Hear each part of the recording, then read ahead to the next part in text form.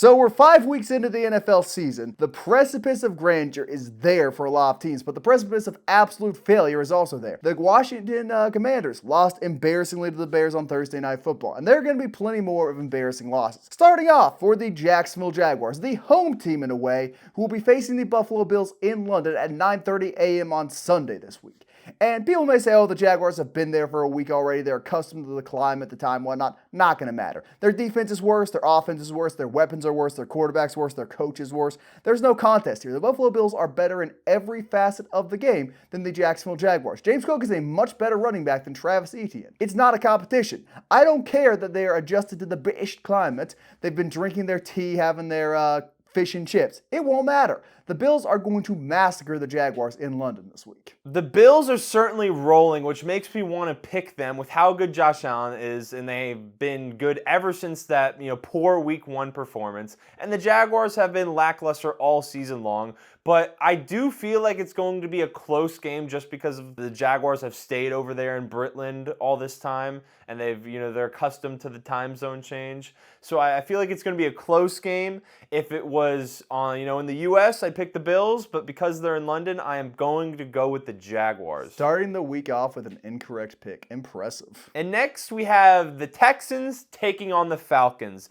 And if the Falcons had a quarterback, if they had someone not named Desmond Ridder and someone who is at least competent with all of the offensive weapons they have and the offensive line that they'd have, I would pick the Falcons to beat the Texans. But they don't have that quarterback. They have Desmond Ridder, as I already said, and the Texans, they have who's going to be the Rookie of the Year. That's how good he's been through 4 games this season in C.J. Stroud.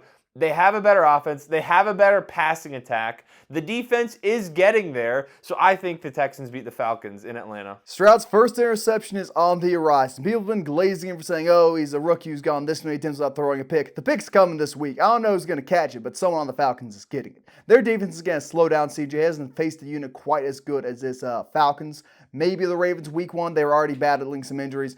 And Desmond Ridder is an extremely talented quarterback who has not been able to put it together on the NFL level. If there's a defense he can put it together against, it's the Houston Texans. Extremely talented is a stretch. Tristan, just because you don't know how to analyze talent, because you can't appreciate a massive arm throwing long 70-yard incompletions, doesn't mean he's not talented. You couldn't throw the ball 70 yards. I couldn't throw the ball 70 yards. Desmond Ridder can. C.J. Stroud probably can't throw it. Back in my prime, I was slinging it around. It's amazing how little I don't care. Speaking of not caring, the Carolina Panthers are going to go to Detroit and get whooped by the Lions. This does not need some deep level of commentary. The Lions, better at everything. What are the Panthers good at? What are the Panthers mediocre at? Their O-line stinks. The running back stinks.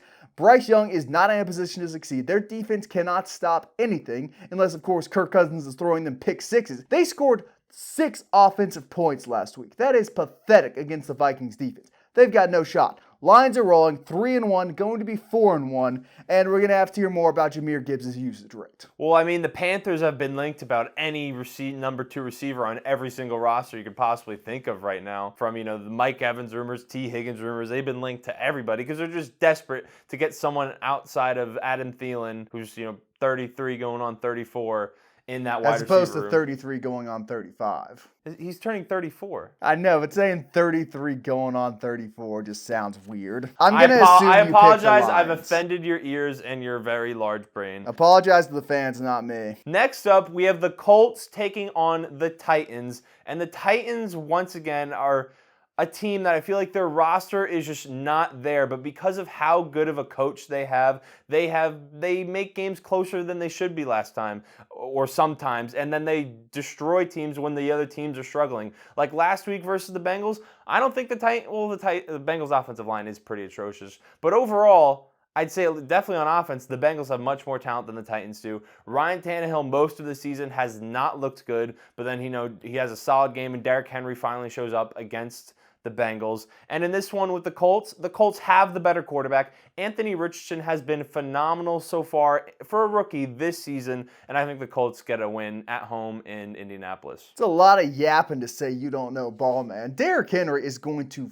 feast against his Indianapolis run defense. What are we talking about here, man? Say his usage rate has been low, say whatever, they've been using the backup too much. Derrick Henry is going to run over that Colts team. Anthony Richardson, fine quarterback. He's going up against the best defensive line he's faced so far in his young career. He is going to be pressured like he has never been before. It's going to be like he's playing that Florida O-line again. Give me the Titans in this one. Jeffrey Simmons getting active. Derrick Henry getting very, very active. On to the New York Football Giants. And you're going to talk a little bit too much about this one probably, but there's not much to be said. The Giants might be the worst team in football if Saquon Barkley's not on the field. If he's on the field, they're one of the 5 worst. And they're facing the Miami Dolphins, a team which scored 70 on the Broncos, a team which looked competitive for a while against the Buffalo Bills, who look like the best team in the AFC. It ain't going to be close. I would be shocked if this was a 3-touchdown game. I think it's going to be, let's say, 48-12. That feels like a good final score.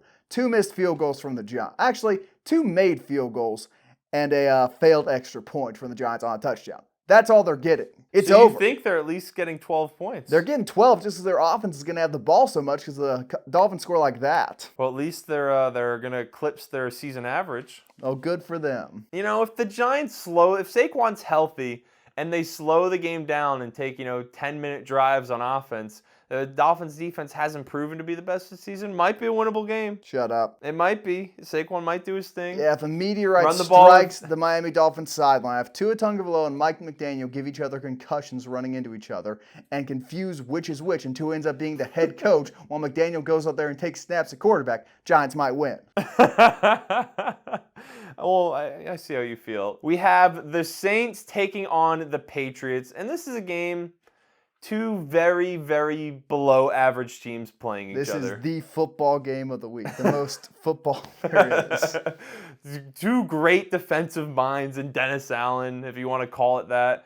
And then you got Bill Belichick going at each other with 2 lackluster offenses. And the Saints just have more firepower than the Patriots do on the offensive side of the ball. With Alvin Kamara now back with 13 catches last week. Michael Thomas is a shell of himself, but he's still a solid receiver. And then you have Chris Olave, who is trying to reach that elite tier. So they just have more offensive weapons.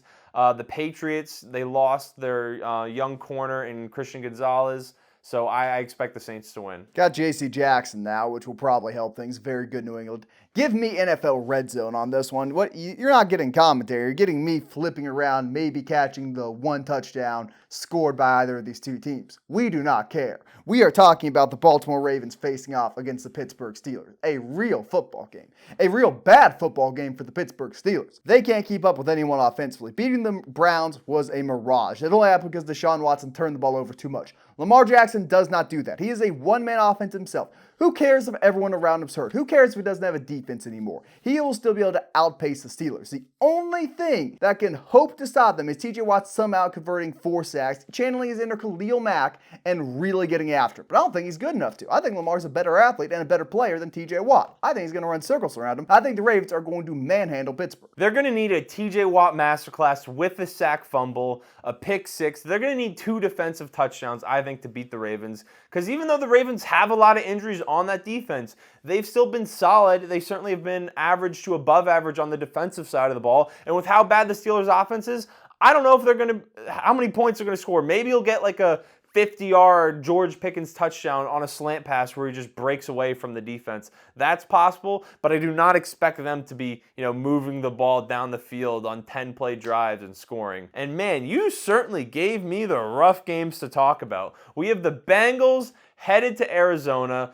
and unless miraculously Joe Burrow's calf is all the way back and he can move behind that revolving door of an offensive line, I'd expect the Cardinals to win this one. They've just been the better team this season. The only team that's offense has had less yards per game than the Bengals is the Giants. Their offense has been putrid, and their defense, like I think it's always been, has not been all that great. It's been kind of average to below average, especially this season. And the Cardinals, Josh Dobbs has been balling out. They've been doing their thing on offense. James Conner has been doing his thing, and their defense is better than expected, so I expect the Cardinals to win. Penei Sewell has played 2 games at left tackle, 2 games at right tackle this season. In total, has allowed 2 pressures. No sacks, elite run blocker. They should have taken him instead of Jamar Chase. That dude's been a non-factor in this offense. Sewell would be there to save the day for this Bengals offensive line. Instead, they are miring in mediocrity. They went to a Super Bowl with Chase. They win a Super Bowl with Chase? No. Then I don't care. On to a game which is going to surprise a lot of people. The Los Angeles Rams will be hosting the Philadelphia Eagles, the undefeated Philadelphia Eagles, a team which stands atop the NFC with the 49ers. They're losing this week. Puka Nacua and Tutu Atwell have been great by themselves, but now Cooper Kupp's back to the lineup. Those three together are going to torture that Eagles secondary. They're going to have a track meet of them. We saw what Justin Jefferson can do to this defense. We saw what Jordan Addison can do to this defense. We saw what Terry McLaurin can do to this defense. Those three together, with Matthew Stafford under center, are going to have a field day. The only thing that can slow them down is that defensive line getting pressure, but Stafford is a wily veteran. He will get it out quick and let his receivers do the rest. The Rams defense has been underrated this year. They're actually kind of sneaky good. They are better in some areas, I'd say, than the Eagles defense, particularly with big old Aaron Donald holding down the middle of the line. I am taking the Rams to win this one. A lot of people are going to be shocked. The QB sneak will finally be stopped, by the way. The brotherly shove will not happen against Donald. Well, I don't hate the pick. I could definitely see the Rams walking away with a win here. It depends on how good Cooper Kupp is coming off of that hamstring injury or the whatever nerves they mentioned in his hamstring, whatever was going on there. If he's back this week and they do have those three receivers rolling out there, it might be a little interesting because Puka Nacua's role in the offense, I'm sure, is going to drastically change with Cooper Kupp, but you expect them to still be rolling. And the Eagles, as good as they've been, I don't know if we've seen them play 100% clean game yet. So I could definitely see that happening in that one. And now we have the game that everyone was looking forward to before the season, but then Aaron Rodgers' Achilles exploded. We have the Jets headed to Denver. Zach Wilson coming off the best game of his career by far, and he's playing one of the worst, what's on track to be the worst defense in NFL history that the Broncos have. So I am actually going to pick the Jets in this one. I think they're going to pick up another win. Zach Wilson, I don't know if he'll look as good as he did last week against the Chiefs, just because maybe we'll see some regression to the mean of what his career has been, but I'm picking the Jets to win. Zach Wilson and Nathaniel Hackett are going to go to Mile High Stadium and give Sean Payton and that Broncos team 60 minutes of pure uninterrupted anal torture. It is going to be rough. We are seeing the Zach Wilson breakout for the second week in a row. 2 touchdowns, no interceptions, very good efficiency, a lot of drop passes against the Chiefs. He's going to build on that in this game. He will look better than we have ever seen him before playing the Denver Broncos. And old Sean Payton's going to have to admit he is putting on the worst coaching display we have ever seen. No two ways about it. Speaking of AFC West opponents, though, the Kansas City Chiefs are headed up to US Bank Stadium to face off against the Minnesota Vikings. And oh, the Chiefs have Taylor Swift. They've got Patrick Mahomes. They got Travis Kelce. I don't care. You shouldn't either. This is a flawed Chiefs team. They would have lost to the Jets if some of their receivers could just catch the ball. Now they're facing off against Justin Jefferson, Kirk Cousins, Jordan Addison, T.J. Hawkinson, a slew of talented running backs. The O-line's finally getting healthy. Harrison Smith coming off a 3-sack game. Marcus Davenport making his impact felt last week in his first game. Will do it again this week. They are going to torment Mahomes. We saw the blueprint to stopping Mahomes in the Super Bowl. And once again, he's got 2 lackluster tackles. The defense will feast on him behind the line of scrimmage. Can they cover those guys? God, no. But if they sack Mahomes quickly enough or pressure him enough, they'll be able to make the magic happen. As for the offense, all they need to do is not turn the ball over. Kirk Cousins played the worst game of the season last week against the Panthers. Still won.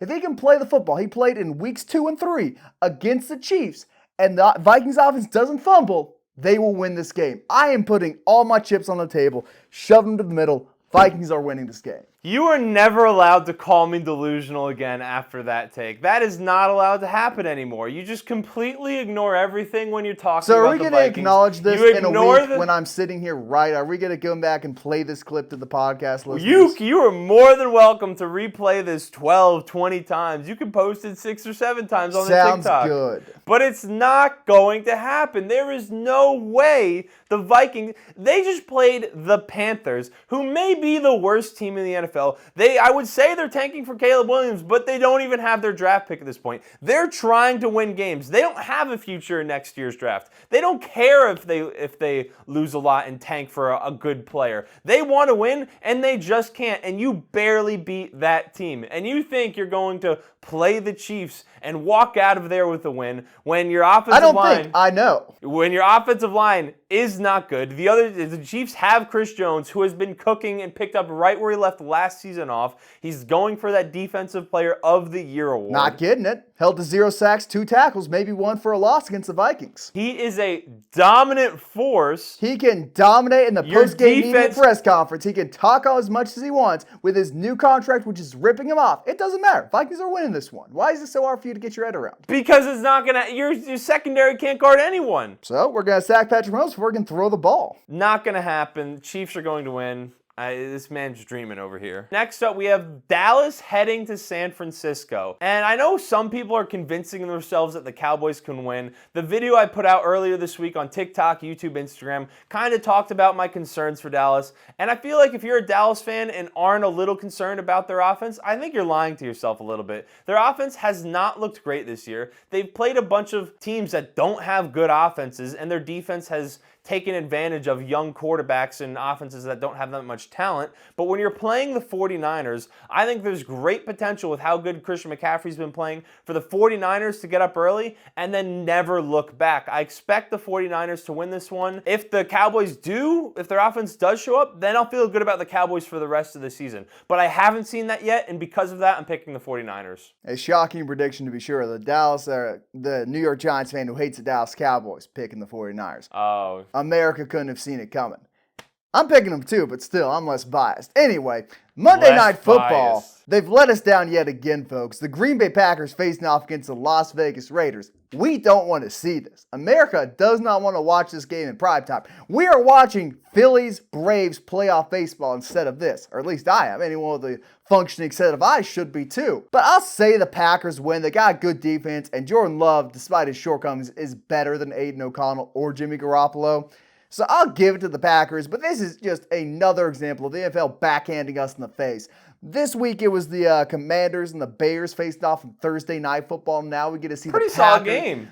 It really wasn't. We get to see the Packers and Raiders face off. No one wants to see this, man. I don't know. I mean, well, I don't think the Packers are going to win. I mean, you talked about Jordan Love. I don't know how much better he is than Aiden O'Connell or Jimmy Garoppolo. He's one of the lowest completion percentages in the NFL, has had some pretty rough showings out there, has not been all that great. And the Raiders, they have Josh Jacobs, who now looks like he's finally slowly getting back into game shape. And they have Devontae Adams, who's proving he may still be the best receiver in the NFL. Jair Alexander is locking him in a small cupboard. Oh, that's what's going to happen? It is what's going to happen. What else is there to say? He knows every little facet of his game. He knows which way he cuts, where he goes deep. He's been practicing against him for the better part of 3 years now. It ain't easy, man, but it's going to be done. That is true, and I didn't take it into consideration, but the Raiders are still going to win. Incorrect. They have more offensive talent. They have more experience on the offensive side of the ball.